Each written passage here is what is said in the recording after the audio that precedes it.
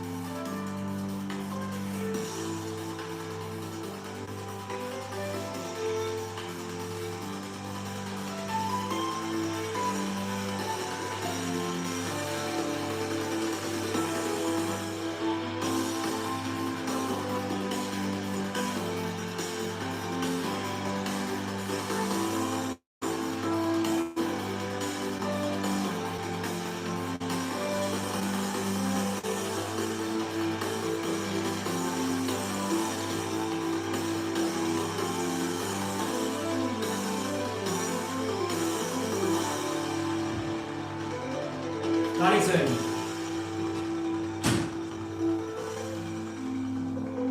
This episode will be a big deal. We're going to be running through the questions to each person who I think is important as an apostle and prophet regarding Dr. Michael Brown's potential involvement with these files, these documents. And I think we're going to start winding up here. So there we go. Hi everyone, Jake Elliott. Welcome to the Framework, your host and your critic. I'll just stop there for this episode because the reason why I want to just refer myself as a critic is because we are going into some very interesting waters. Now, some of you may know Richard Moore and myself, we have been perusing the documents known as the Elder Accountability Team Report, the Pastoral Recommendation Team Report, and the Kingdom Accountability Project Report. And I've gone further back in time, and I've also decided to also look at reports such as a joint statement on the allegations against Mike Bickle. I've also interestingly decided to examine other documents like the Prophetic Standards Statement and NAR, Nationalist Christian Standards Statement that Dr. Michael Brown put out, and the other one might have been put out by Joseph Matera. But there are a lot of questions that a lot of us are starting to ask in relation to how connected are all these guys? As Dr. Michael Brown said back in 2016, what NAR? And I'm thinking, there's something going on. And I think it's time we ask the hard questions. And that is what this episode is about. Now, I've also, I think, it's valid for us to look at these types of documents. Again, please take note of the letterhead. These are from Michael Brown's website, The Line of Fire. And I find it interesting when we start going back in history, things just don't line up, especially with Dr. Michael Brown's interesting involvement with the United States Coalition of Apostolic Leaders, which is part of the International Coalition of Apostolic Leaders, formerly known as ICA.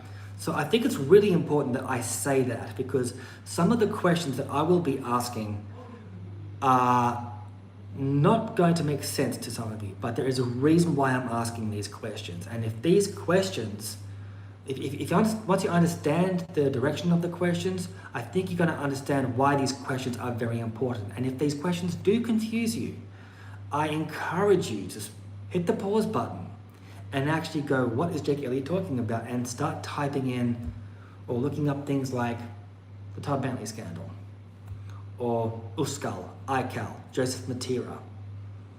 And you're going to come across some very interesting articles out there that I think help lock your mind in the right way to start researching. Because I actually honestly believe we all should be researching and be accountable to the information that we receive and test it to say, is this legitimate or not?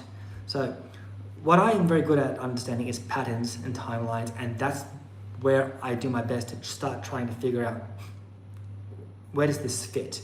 Is this a pattern that exhibits Michael Brown's repetitive behavior that we see through time? Is this the way Joseph Matera behaves often? Is this the way Patricia King behaves often? So these questions are designed for them to answer. So if you are scratching your head, by all means pause and do your own investigative research, which I would always encourage anyone to do, because the topic at hand is simply this: what NIR? What NIR? And once you start looking at the questions that I've got ready for me, my apologies, I'm just getting them off my iPad, so sorry for that introduction, just getting myself ready. But yeah, I've literally got my questions here, and I've got a statement I want to read out, and essentially that's going to be the program. I want to frame everything well, and please take note, this is going to be a live stream where I will not be responding to questions, because I want to be consistent. By all means, you can comment. I will not comment, but feel free to talk among one another. And if you are talking among one another, please be respectful in the comments. You usually are. But since tackling Heiser, things are getting a bit interesting on my channel, Michael Heiser.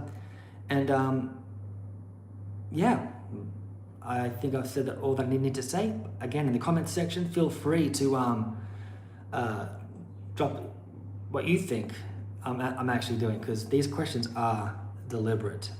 I've spent over a week trying to get these questions right, so apologies in advance if they're still not the best. Like I said, I'm an investigator, I'm a researcher. This is a whole different kettle of fish for me, so I'm not going to be as polished as Dr. Michael Brown. He knows how to ask the right question the right way, because he is a very crafty debater. So he knows, and he's very professional in his articulation skills. So that's something hoping down the track I'm hoping to get better at, and I can only get better. So if I do say a question the wrong way, my apologies. And to Patricia King, to John Paul Kelly, to Joseph Matera, Dr. Michael Brown, I do have questions for you. Daniel Juster, Mark Pfeiffer, Jeremiah Johnson, these are all questions for you. My apologies if you don't think these questions are up to your level. But by all means, I have got no problem if you go, well, Jake asked that question wrong. But please, if you want to go ad hominem, fine. I'll just tell my audience that you're going ad hominem. But I would like you to answer these questions honestly and respectfully. So again, I think I'm prepared to statement at the beginning of this, and then we're just going to go. So before we begin, let me make one thing clear. We aren't making accusations. We are asking questions. Questions that arise from your own documents. John Paul Kelly, Dr. Michael Brown, Patricia King, Joseph Matera, Daniel Juster, Mark Pfeiffer, Jeremiah Johnson. So these are your own signatures, your own counsels, and your own personal or private dealings, which I would think as apostles and prophets you should be at least upfront talking about. If you believe in accountability, openness, transparency, and honor, then silence is not really an option, because we're all in this together, right? We're all about accountability. So I do believe, as apostles and prophets of the NAR or the charismatic movement, you owe these answers to the body of Christ. So let's begin. So my first set of questions is to John Paul Kelly. Now, he's the founder of ICAL, International Coalition of Apostolic Leaders, formerly known as ICA, International Coalition of Apostles. He's one of the key architects of the modern apostolic network structure alongside C. Peter Wagner. So he was there patting C. Peter Wagner on the back. That's a bit of context. So he knows exactly what the New Apostolic Reformation is. So this is why I'm asking questions to him first. Apostle Kelly, why has the body of Christ never been told that the United States Coalition of Apostolic Leaders, whose apostolic council included Dr. Michael Brown, is simply the U.S. national division of the Global Apostolic Network you founded? Question 2. Do you acknowledge that ICAL's governance model from 1999 to 2005 created the blueprint for today's apostolic councils, tribunals, and accountability panels?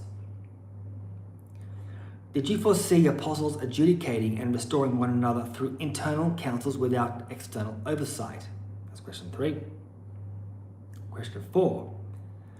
Were you aware that Dr. Michael Brown adopted ICAL, International Coalition of Apostolic Leader, style governance language when informing investigative panels and crisis councils?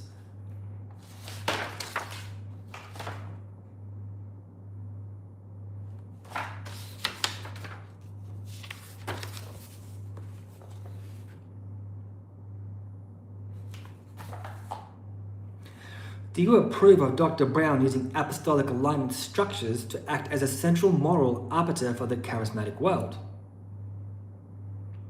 If you endorse these actions, will you publicly acknowledge that the NAR now functions as an apostolic magisterium?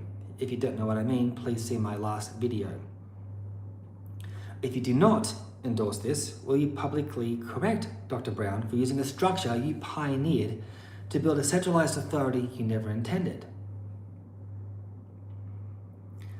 Now, in front of me is this entire folder of all my notes, and I'm going to be pulling out right now the Kingdom Accountability Project. Here's the Firefly report.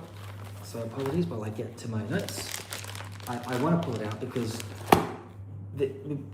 you're leaving a paper trail, and I think it's worth talking about this paper trail.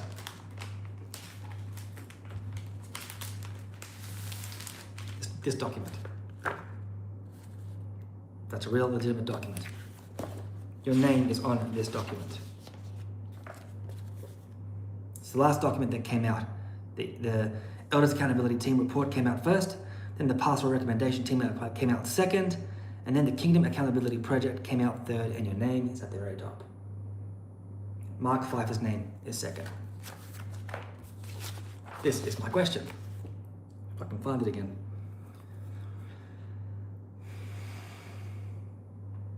Why did your name appear as Executive Director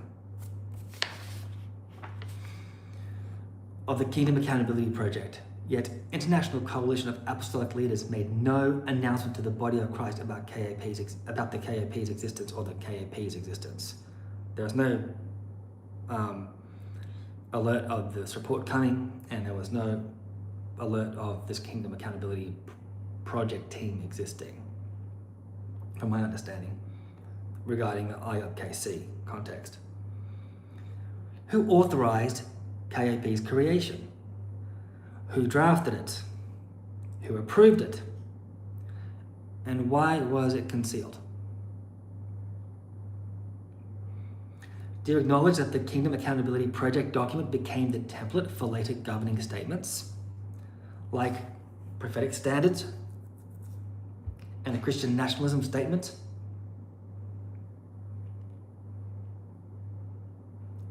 The prophetic standards came out in 2021, and the Christian nationalism statement came out in 2023.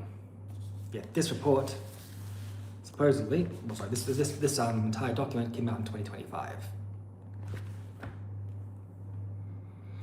Do you accept responsibility for building a structure in which leaders now investigate themselves and each other without external oversight? And my last question, will you now call for the reform or dismantling of the apostolic authority structures that have created these conflicts of interest?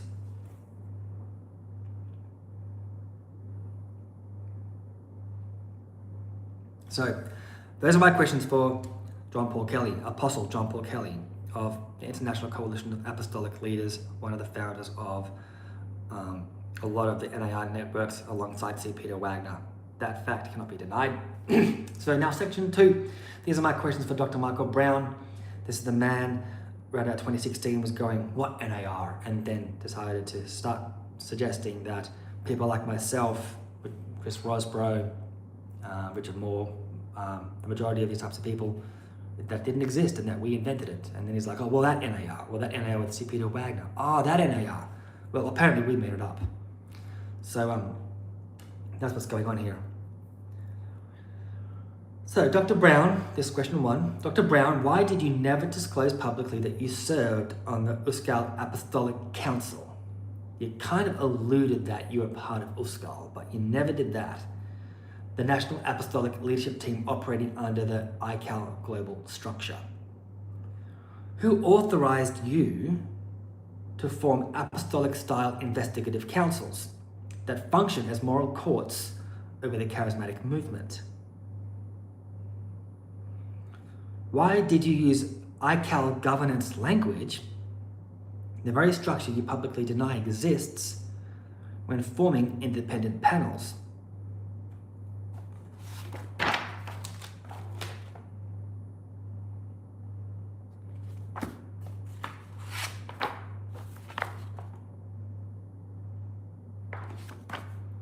Why were your panel members overwhelmingly drawn from your longtime friends, collaborators, and ministry partners?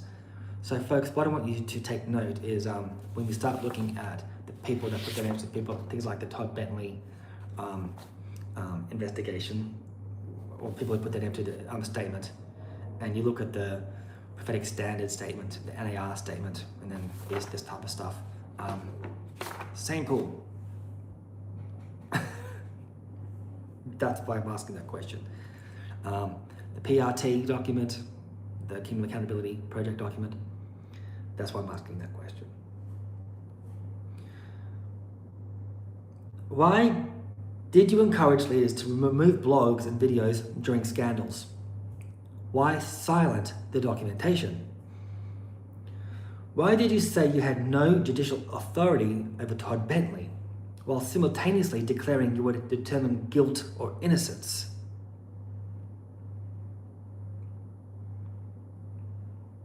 I'm going to read that document in another live stream. Why does your statement about being tasked by senior leaders mirror the governance language in the Kingdom Accountability Project, signed under apostolic leadership? Will you release every draft, red line, email chain, version history, and dare I say it, metadata trail for the Kingdom Accountability Project, the Prophetic Standard Statement, the Christian Nationalism Statement, the Elders Accountability Team Report, and the Pastoral Recommendation Team Report? Why did you continue positioning yourself as the moral referee for the movement while serious allegations existed within your own ministry all this time? Do you acknowledge the conflict of interest created when leaders who collaborated with you on earlier accountability documents were also involved in evaluating you? Do you now admit that your actions functionally created the first operating NAR apostolic magisterium in church history, regardless of what you call it publicly? And my last question to Dr. Michael Brown, will you acknowledge that the same internal apostolic system you helped build was later used to evaluate and defend you? and that this alone proves the system is structurally compromised and not independent? Those are really crucial questions. I would love to hear a response from. Really important questions. So, now my questions for Joseph Matera. I've been following this man for some time, ever since pretty much Dr. Michael Brown got him onto his show to start questioning what NAR, and I noticed a change in Dr. Matera's stance and behavior towards this. So these questions are directed to him. Why have you, so Joseph Matera, why have you repeatedly renamed your movement from the New Apostolic Reformation, NAR, to the Independent Network Christianity, INC, to also the Global Apostolic Movement, GAM? We had Michael Brown interview him on his latest book talking about the GAM, which was quite, or the AGM, I keep getting it confused, so I might have got that phrase the wrong way around. So I want to repeat that question again, because I stopped halfway to explain that, so here it is again. Why have you repeatedly renamed your movement from the New Apostolic Reformation to Independent Network Christianity to Global Apostolic Movement, while denying its existence, denying the existence of the NAR? Why did you sign documents centralizing moral authority within apostolic networks? And I'm referring to these types of documents.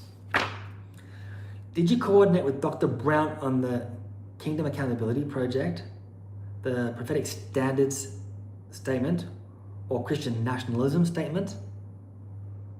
Did you acknowledge that your language and structures contributed to a functional apostolic magisterium? Why did USCAL never disclose that Dr. Brown served on its apostolic council? There are some other questions that I think are really important, but I'm hoping that you can see the line of questioning. Now this is questions for Apostle Daniel Juster of Tikkun International, who has, I would say, some very interesting interests in all this as well. So these are my questions to Apostle Daniel Juster of the Tikkun group. What direct or indirect role did you play in the KAP, the Kingdom Accountability Project, the PSS, the Prophetic Standard Statement, the Christian Nationalism Statement, or the IHOPKC related reports? Did Dr. Brown consult you during any stage? Did you raise concerns about conflicts of interest or repeated personnel? Do you acknowledge these repeated internal councils created a functional apostolic authority system? And finally, will you support a full independent audit of every draft and metadata trail? Because we do know that's something ain't lining up. I'll just say that much. Questions for Mark Pfeiffer. Question one, what role did you play in drafting, structuring, or approving these documents? Because folks, when you look at this document, I'm going to put my iPad down for a second. When you look at these documents, this is the Kingdom Accountability Project document. There it is. His name is right there. Mark and Nikki Pfeiffer, contributing authors. Excuse me while I pull out the other report so you can see what I'm saying here, because this is really important, and it's not fair, and it's actually, I can't say this in good faith. What's going on here is a conflict of interest. These are all meant to be independent reports. This is the pastoral recommendation team for IHOPKC investigations. Here's his name again.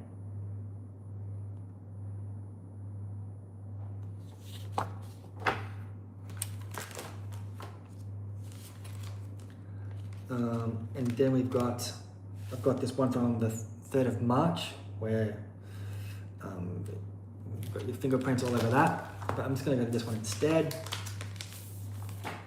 Here we go. And your name is, this is the Elders Accountability Report, that one here. And here comes his name again. Where is it? There it is. He made up the team of elders. the team of elders. So that's a big deal, folks. That's a huge deal. That is an absolute conflict of interest. That's why I'm asking this question, just so you get the context, so that it's not lost. So again, my question to Mark Pfeiffer. Were you aware that the... Oh, hold on, I lost my place. Okay, what role did you play in drafting, structuring, or approving these documents? 2, were you aware that the prophetic standard statement appears templated from the Kingdom Accountability Project? 3, did you independently verify independence or rely on others' assurances? 4, do you acknowledge these processes create the appearance and perhaps the reality of a centralized apostolic authority system? 5, will you support releasing all metadata and version histories so we can all be above board? We're all about kingdom accountability, right? So my next set of questions is for Patricia King. She has only got 5 questions, so here we go. Dear Patricia King, before endorsing the prophetic standard statement, what due diligence did you perform regarding authorship and independence?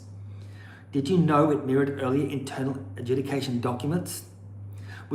Why did you support internal apostolic adjudication instead of external valuation? I'm talking about the Kingdom Accountability Project report.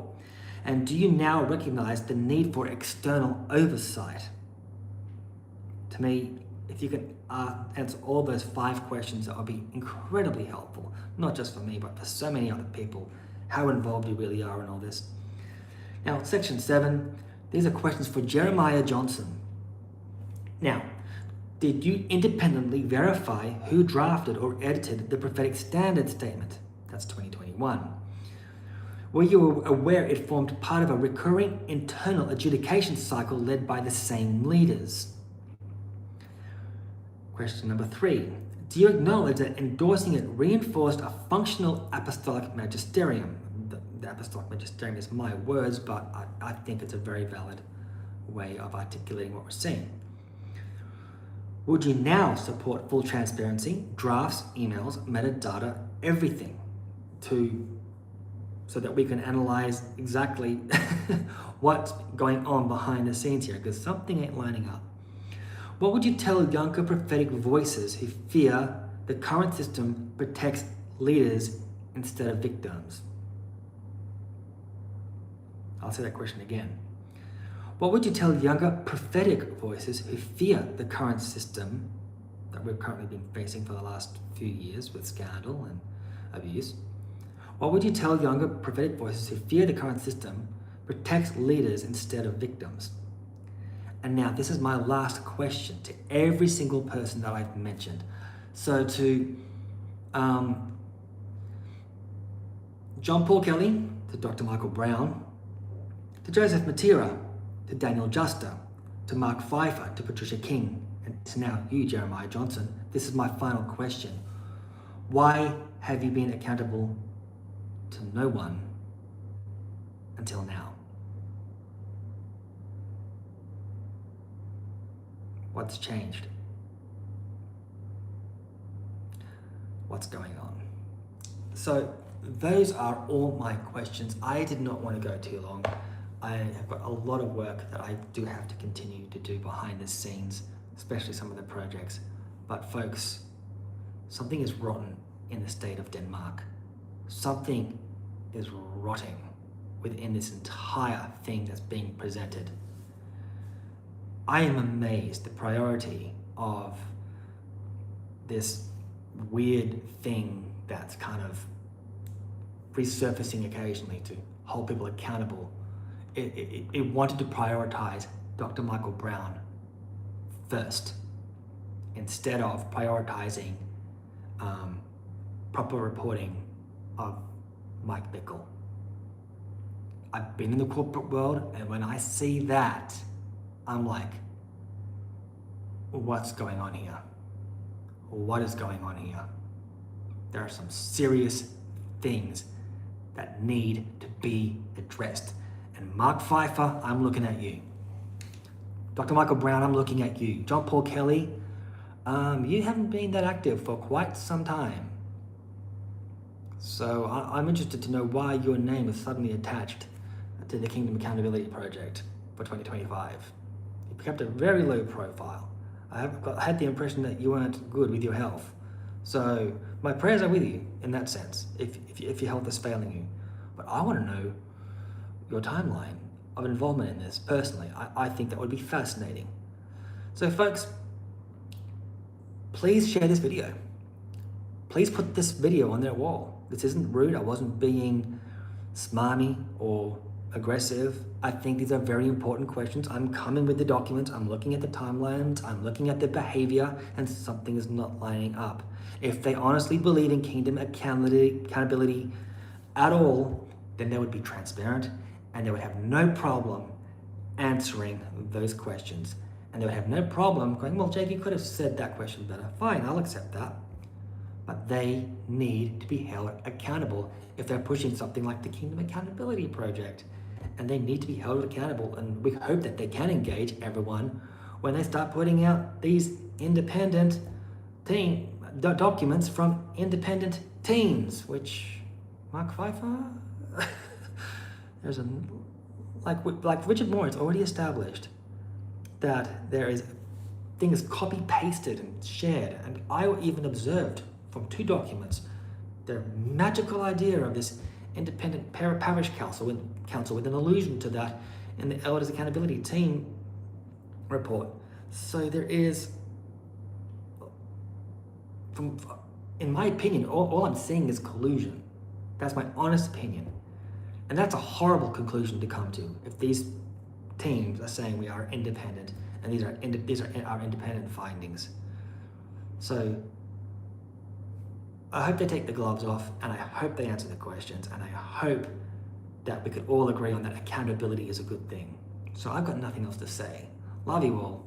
Talk soon, and have a good day.